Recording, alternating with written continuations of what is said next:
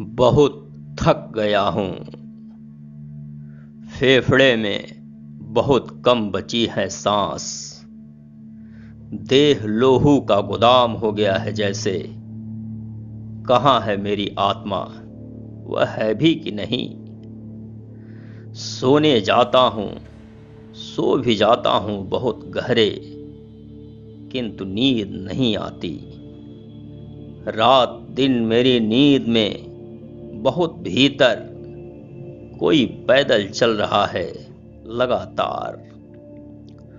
बुद्ध पूर्णिमा की रात के पहले से काली चौदस की रात तक लगातार।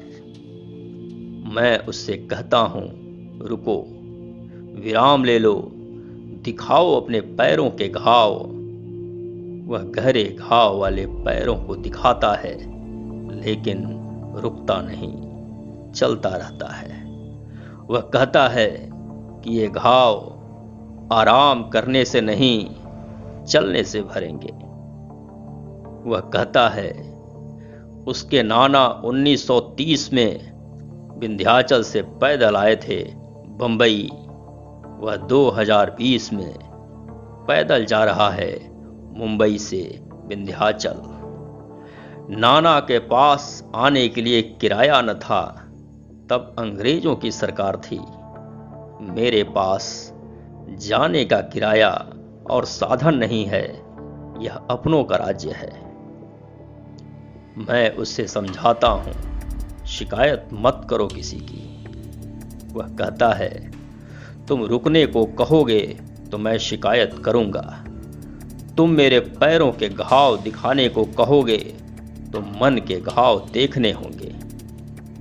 मैं उससे मुंह मोड़कर सोने चला जाता हूँ। सो जाता हूँ, लेकिन नींद नहीं आती है। वह अपने पैरों से धरती को धूल बनाता आगे बढ़ता जाता है। आंखों में पड़ती है उनके पैरों के घाव में धंसी धूल। वह आगे जाकर करता है मुझे फोन।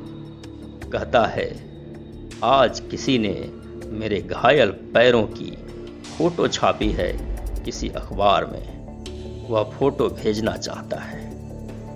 वह कहता है उसका दुख दृश्य हो गया है देश में। विपत्ति मनोरंजन कैसे हो गई उसकी। मैं चुप रह जाता हूँ। वह उखड़ती सांस से कहता है, बताओ मेरे घाव प्रदर्शन की वस्तु क्यों हो गए। मेरे ऊपर तो चवन्नी किसी का बकाया नहीं। मैं चुप ही रहता हूँ। वह भी चुप रहता है। पैदल चलता फिर कहता है, कुछ भावुक हो, सुन रहे हो। अकेले जाने का कोई मलाल नहीं, बस एक बात का दुख है।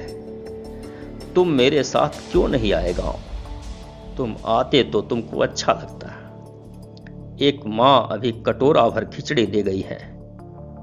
एक नदी में नहाया, ऐसे जैसे गंगा में हम साथ नहाते थे। न उस नदी का नाम जान पाया, न उस बूढ़ी माँ का। खिचड़ी वैसे ही बनी थी जैसा तुम खाते हो। अचार वैसा ही जैसा तुमको पसंद है। तुम आते तो मेरा अकेले भगाए जाने का दुख कम होता। दुख यह है कि यह मुसीबत मेरे अकेले के हिस्से आई। बात खत्म करने के पहले समझाता है मुझे, राशन अनाज रख लेना खूब, अपना ध्यान रखना। पीछे वाले कमरे की एसी ठीक करा लेना, बिटिया गर्मी सह नहीं पाती है। मैं पहुंचकर फोन करूंगा। 7 दिन हो गए हैं, उसका फोन बंद है। वह घर नहीं पहुंचा है। बहुत उजली रात का सारा उजाला कम हो गया है। दिन तो वैसे में काले हो गए थे बहुत पहले ही। वह पैदल कहाँ चला गया। उसका गांव विंध्याचल के आगे तो नहीं खिसक गया, या वह चलने की धुन में भूल गया हो रास्ता। इस समय कुछ भी संभव है। यात्रा और यात्रा का अंत ना हो, यह संभव है। गांव वहीं न रह गया हो, यह भी संभव है। मैं सोने जाता हूं, वह पैदल चलता जा रहा है मेरे भीतर। इतनी धूल भर गई है कि मेरी नींद भूल गई है रास्ता। कविता लिखकर मुक्त नहीं हो सकता मैं, कविता पढ़कर तुम भी मुक्त नहीं हो सकते। उत्तर दो उसका। वह अकेले पैदल क्यों गया? धनंजय कुमार बताओ। मंजुल भारद्वाज तुम भी बोलो। वागीश सारस्वत चुप क्यों हो? आभा, भाविनी, शैलेश, रमन, सुरबाला, मयंक, तुम में से कोई क्यों नहीं गया उसके साथ? बोलो बोलो, बताओ बताओ बताओ।